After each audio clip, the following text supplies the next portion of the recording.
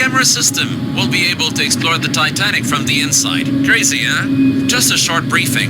First, we'll have to check out the boat deck and deck A. Once we're there, we'll take a picture of a certain type of sign saying MGY. Furthermore, we'll find the cabin of the captain and take a picture of the legendary bathtub. And finally, we're going to shoot the famous desk of Louise Rosenbaum on the A deck. But first things first, we're going to start with the radio room. It's probably best if you place the Nephron close to the boat deck. Keep an eye on the currents. If one of them catches you, it's better if there's no ship wall or other stuff close by. Once you've found a suitable position, disconnect the camera system by using the K key. Once you've disconnected the camera system, you'll be able to switch between the Nephron and the camera system by using the V key.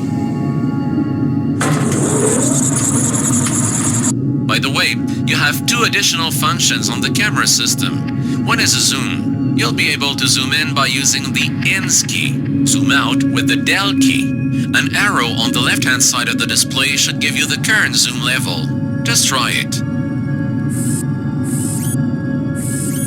Another function is the light focus. This function enables you to flash even further your high beam, so to speak, with the halation minimizing. You'll find an indication for this function on the right-hand side of the display. Use this function with the page up and page down keys. Let's see if this tool works. Great, that worked. One more thing regarding the pictures. The films we're using here are expensive as hell because they are extremely light sensitive. The downside, you only get one tape per dive, and one tape stores only 6 pictures.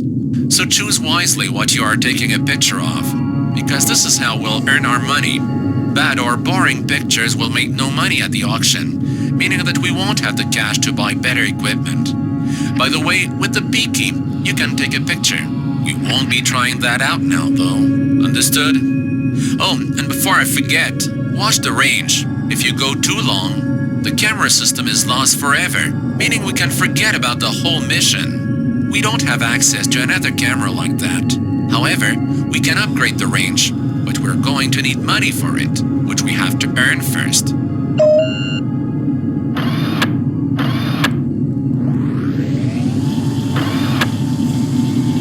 Let's start with the radio room. It's situated on the boat deck. There is supposed to be a sign with the calling signal initials of the Titanic, MGY. We should definitely take a picture of that. I'll try to guide you there, but I'm not familiar with the conditions down there. I can only give you the direction and the distance. The rest is up to you. Enough talking. On to the radio room.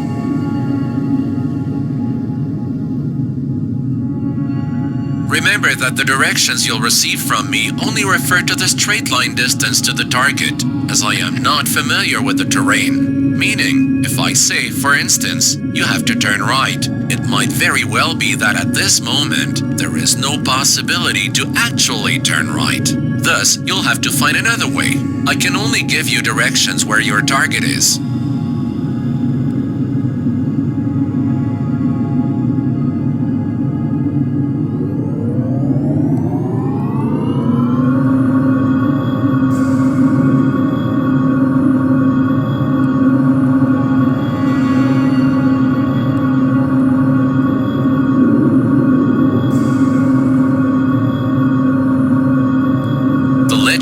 Crow's nest.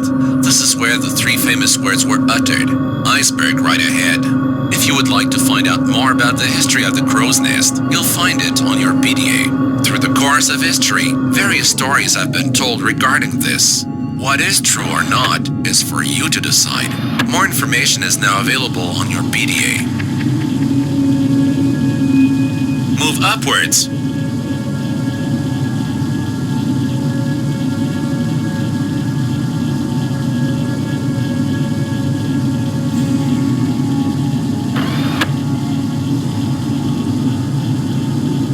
Further upwards.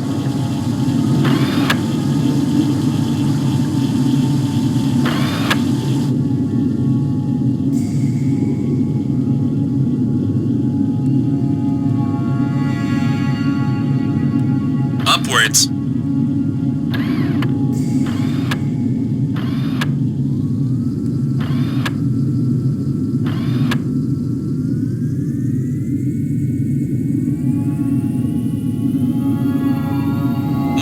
upwards.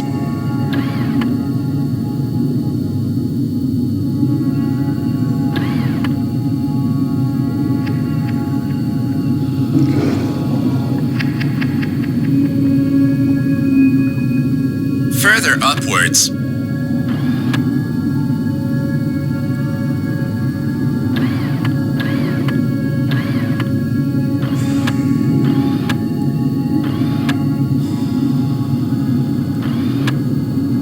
Move forwards.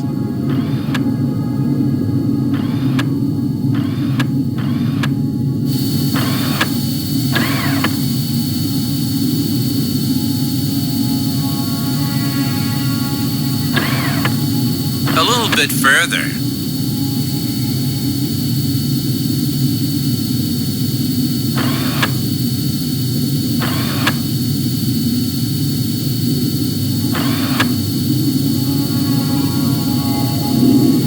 Further.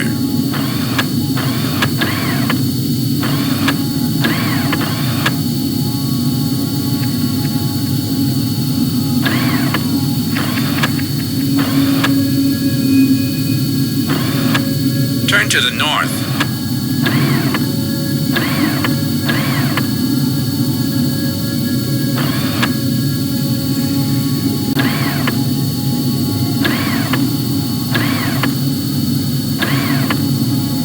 Move upwards.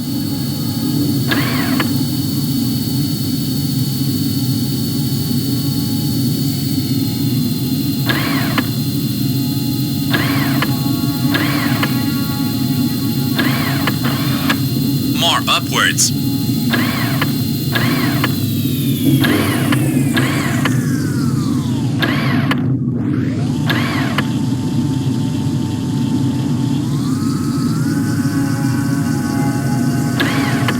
Further upwards.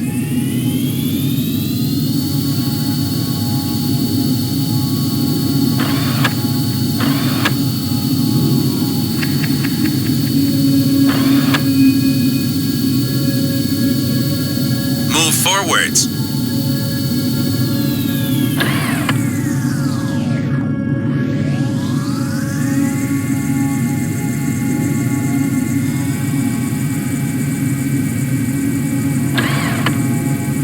A little bit further.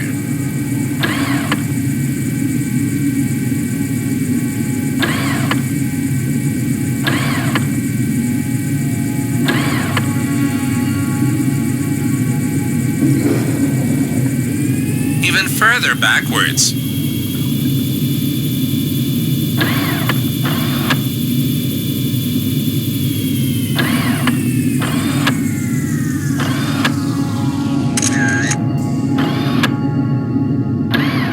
Move upwards.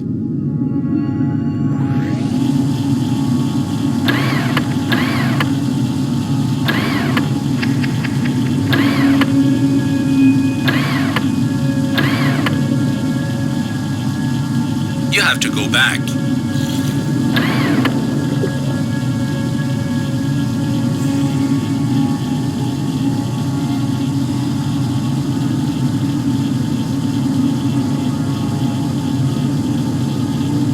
You have to go north.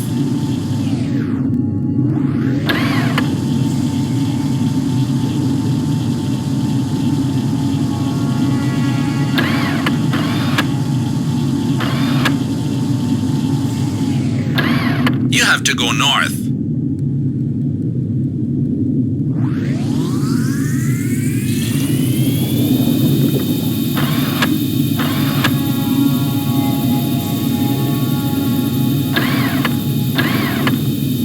Further upwards.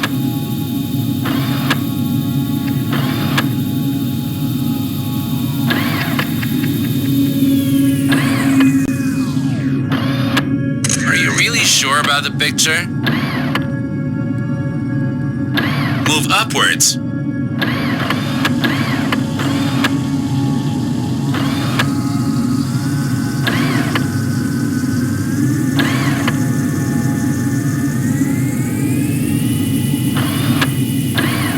Now go upwards.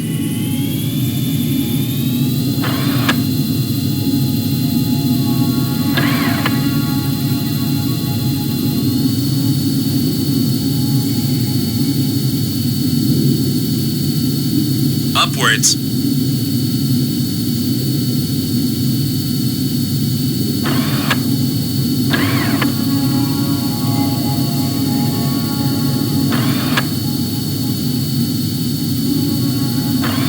Now go upwards.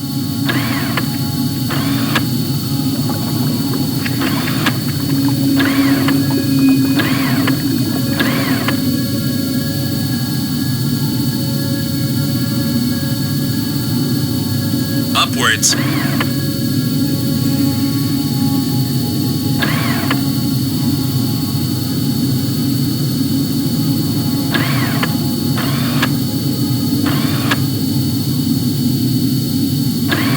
Further to the north.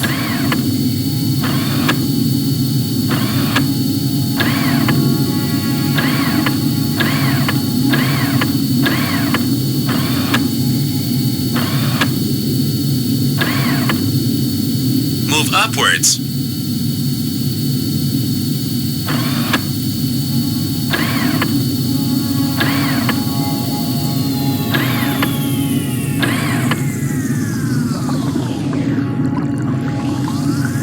Move upwards.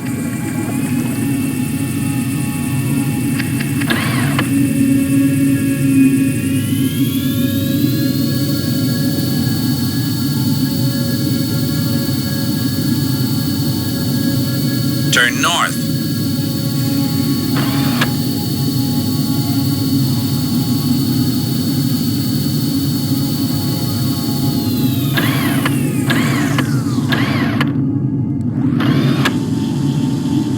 Now north.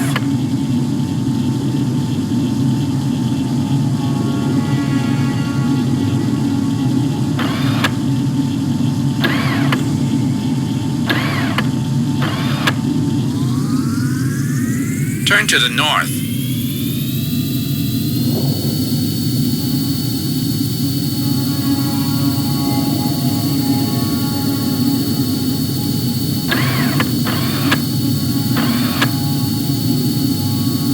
Forwards.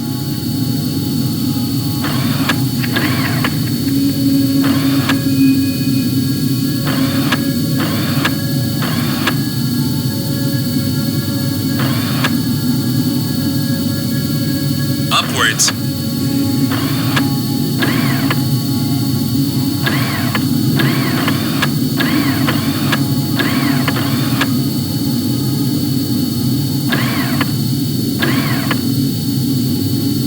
More upwards.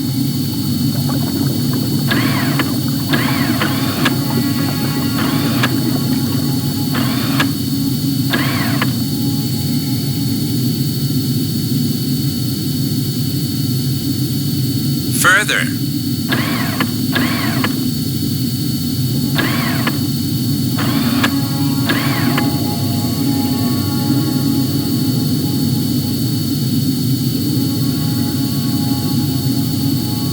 Even further.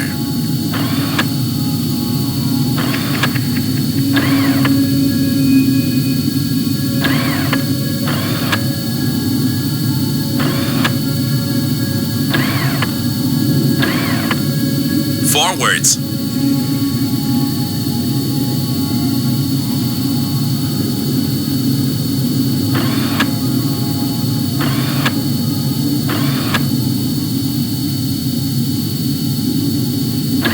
A little bit further.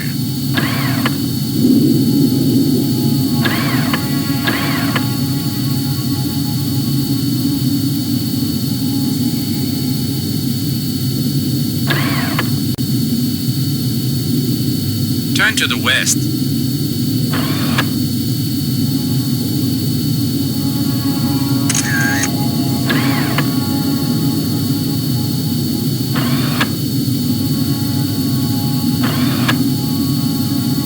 Now go upwards.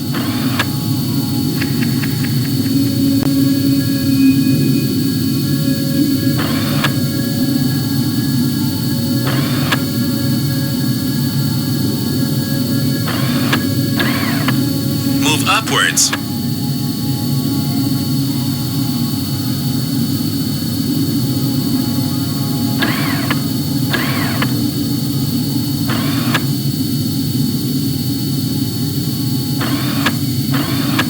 forwards.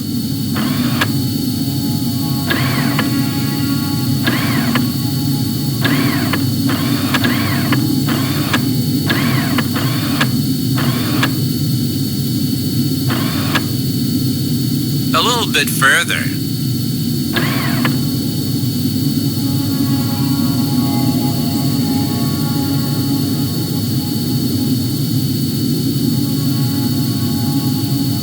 According to my display, you've reached a radio room. What we have to do now is to find the sign with Titanic's calling signal MGY. In case you're interested, there are loads I can tell you about the radio room. Just press the I key and I'll get going.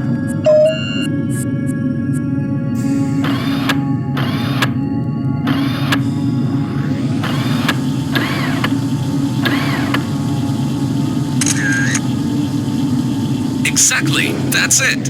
One can see it quite clearly. MGY. Crazy. That was the calling signal assigned to the Titanic. Alright, now we have to find the cabin of Captain Smith. Let's see which way we have to go. Are you really sure about the picture? Now west.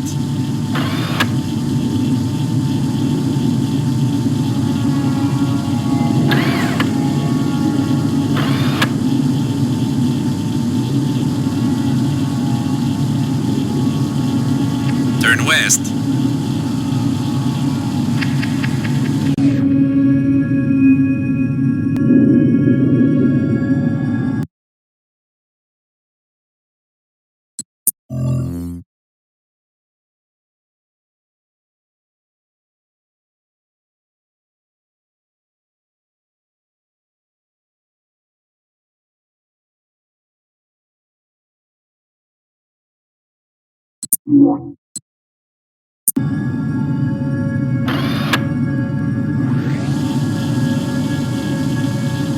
Now west.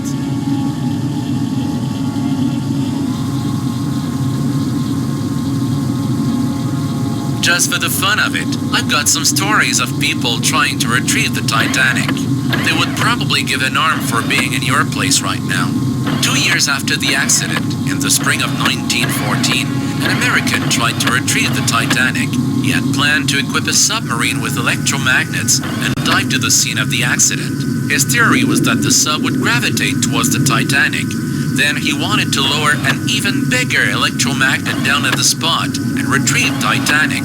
Crazy, don't you think? This is where John George Phillips, called Jack, and Harold Bride were on duty on that fateful night. The Titanic was equipped with brand new communication technology, enabling her to broadcast up to 400 miles, no matter what the weather conditions were. This is where several warnings regarding icebergs came in from other ships during the Titanic's maiden voyage. However, it is said that not every warning was passed on to the bridge, the reason being that Jack and Harold, the two radio operators, were extremely busy transmitting private telegrams of the passengers. In those times, this wasn't a neglect of duty, however, and the bridge had received some iceberg warnings by that point, and the officers should have been aware of the fact that they were crossing a gigantic ice field. Am I boring you, or would you like more information? If so, press the I key again. Now west. On the night of April 14th, 1912, the unspeakable happened. The Titanic, which was on her maiden voyage from Europe to New York, America, hit an iceberg at about 11:40 p.m. Despite a last-minute maneuver, the Titanic's fate was sealed. The extensive damage done to the bow made it clear that the Titanic would sink. When Captain Smith realized this around 12:15 p.m., he instructed the radio operators to send out non-stop emergency calls to other ships. They received various reactions and replies. The Titanic was, after all, the zenith of nautical engineering, the unsinkable Titanic, sending out CQD and SOS signals. The CQD was the most common distress signal at the time due to its striking tone sequence. The SOS signal had just been agreed on the same year in Berlin, with a similarly recognizable tone sequence. The meaning of CQD was only later read into it, meaning come, quick, danger. However, some of the other ships thought that the signal was a bad joke. The RMS Carpathia understood the seriousness of the situation and set full steam ahead to help the Titanic. However, she was too far away. It took her more than 4 hours to reach the scene of the accident. At 2:05 a.m., the two radio operators were relieved of their duties. Jack and Harold relentlessly kept on sending signals. They wanted to take every opportunity, no matter how small it seemed. And then there was the mysterious ship on the horizon. Was there really a ship on the horizon? Or was this a ghost ship? If you would like to know more, press the I key. Rumor has it that the passengers of the Titanic claimed to have seen a string of lights on the horizon. These lights could only belong to a ship, no doubt about it. According to the position references of 1912, another ship could actually have been close by, the SS Californian. It is important to know, though, that the position referencing system of the time wasn't always correct, which was eventually proven by Titanic itself. Her last position on record doesn't match the actual one of today at all, with the position of the SS Californian being far from accurate. The passengers of the Titanic could not have seen her on the horizon. But what did they see? Was it another, a third ship, or just wishful thinking? Of course, the crew of the SS Californian was interrogated afterwards. They made contradictory statements. The radio operator of the SS Californian was off duty and already in bed. At that time, it wasn't compulsory to staff the radio room of a ship around the clock. Ultimately, it was never resolved what the passengers saw on the horizon that night. However, the captain of the SS Californian, Stanley Lord, was accused of the failure to render assistance. From the boat deck, the distress rockets were launched. If you want to know more about it, you can find out more on your PDA. Now south.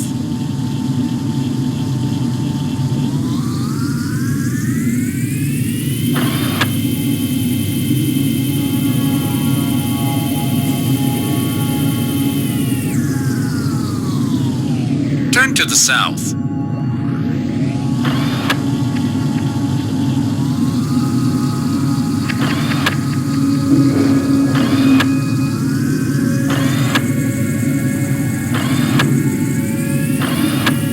A little bit further.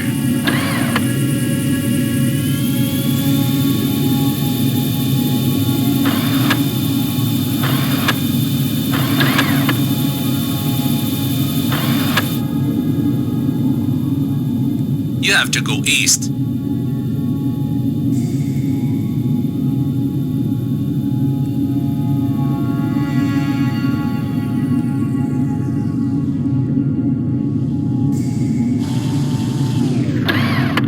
Now north.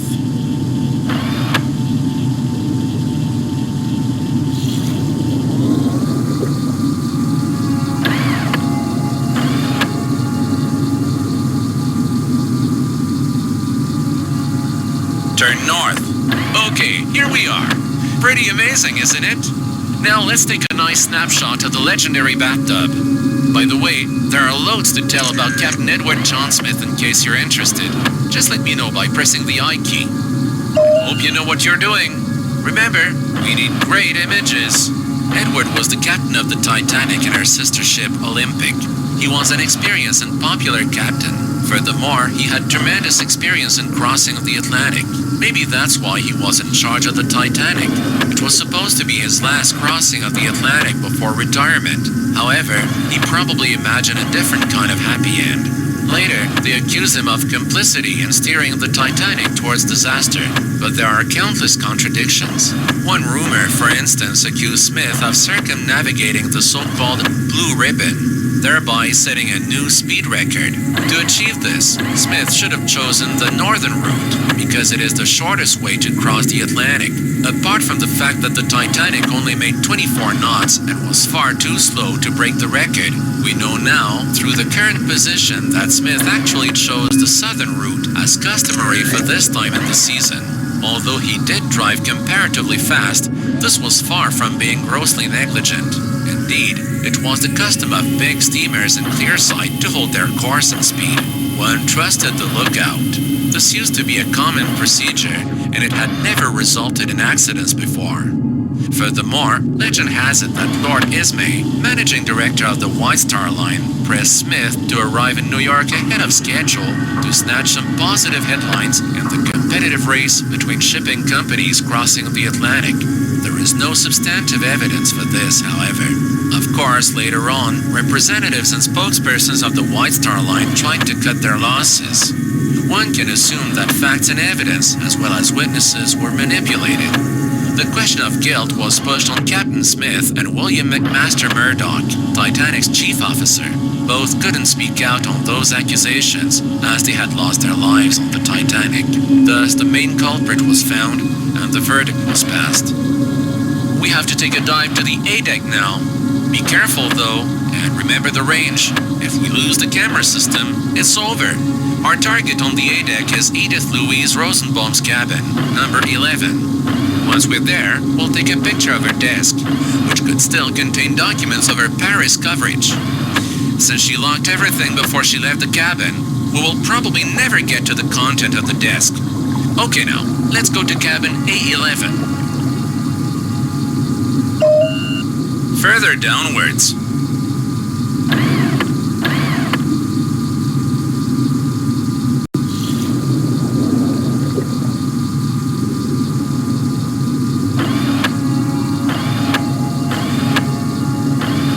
Move downwards.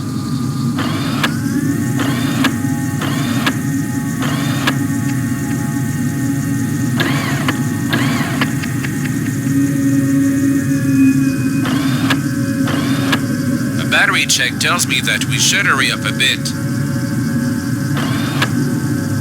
Now, downwards.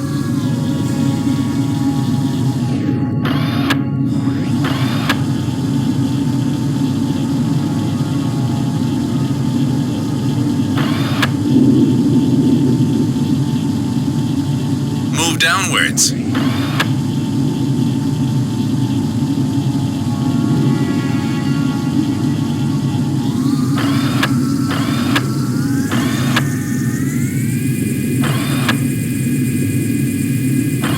Downwards.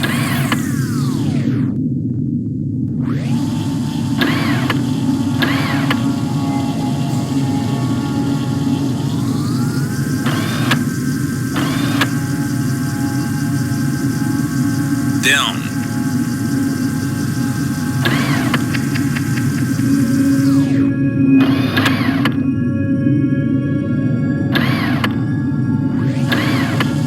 Looking at your battery, I'd suggest that you stop dallying.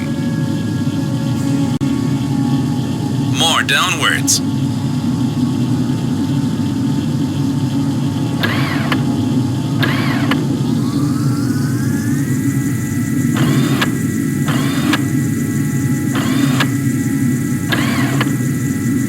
Down.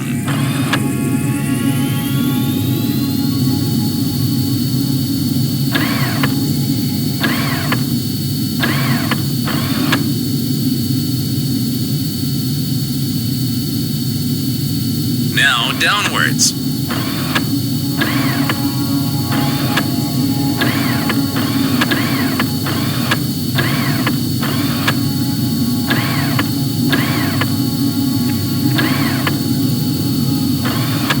You have to go south.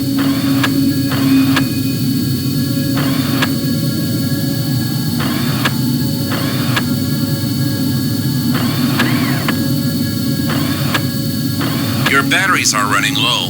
You'd better keep an eye on them. You have to go east.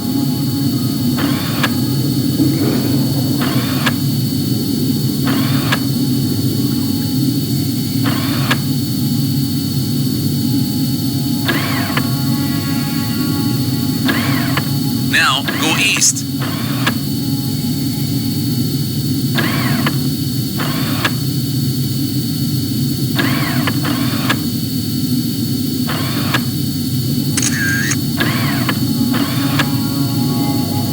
Further to the right.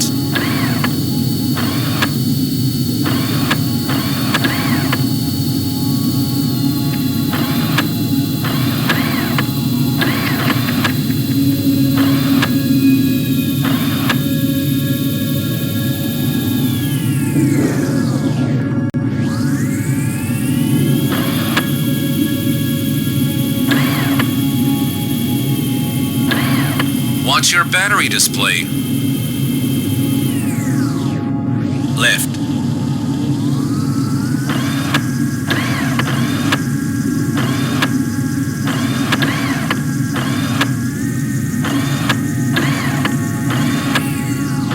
You gotta watch it. The equipment is expensive. More to the right.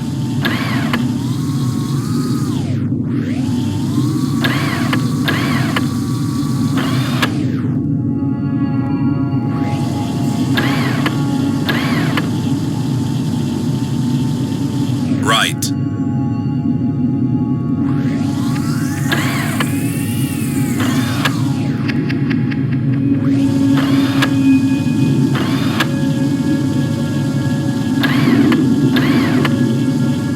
Further to the left.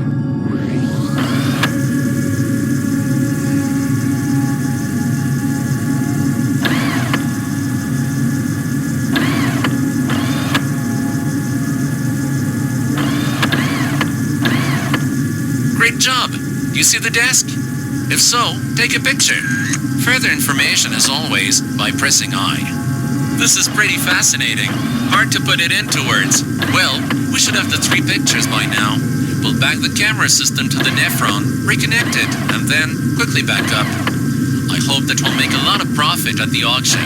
We should definitely equip our camera system with a stronger radio module, allowing us to advance further into the Titanic. And we should definitely get one of those claws with which we can retrieve smaller items.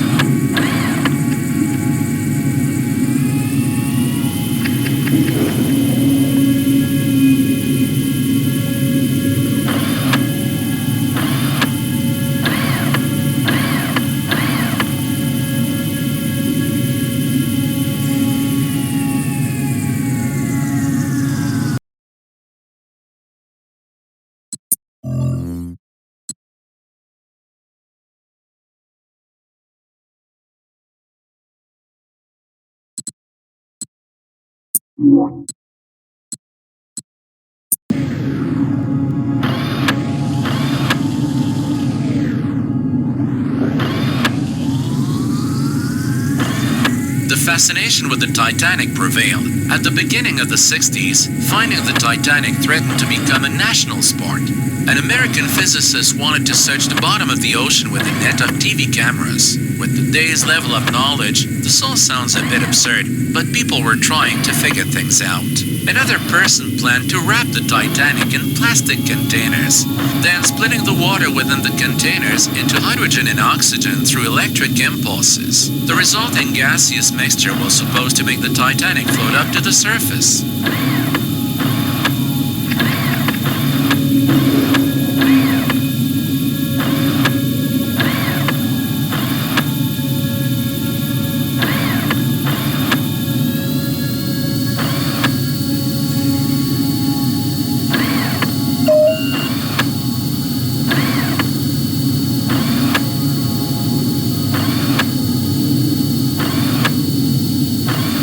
You have a pretty high current consumption.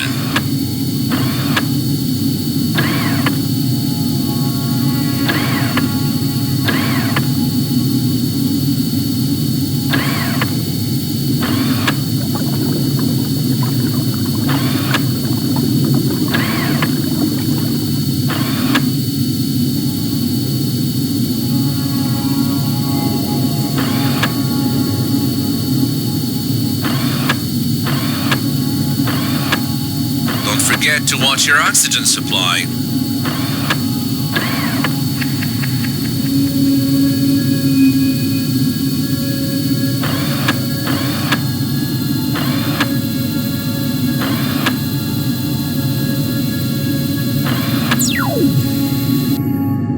Don't forget, when the oxygen bar turns red, you've got a problem.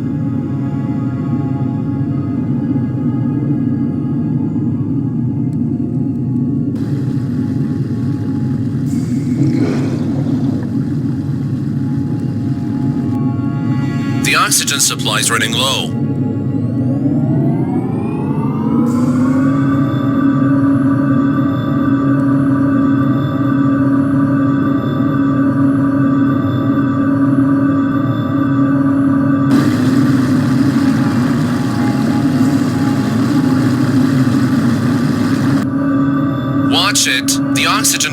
isn't the yellow area.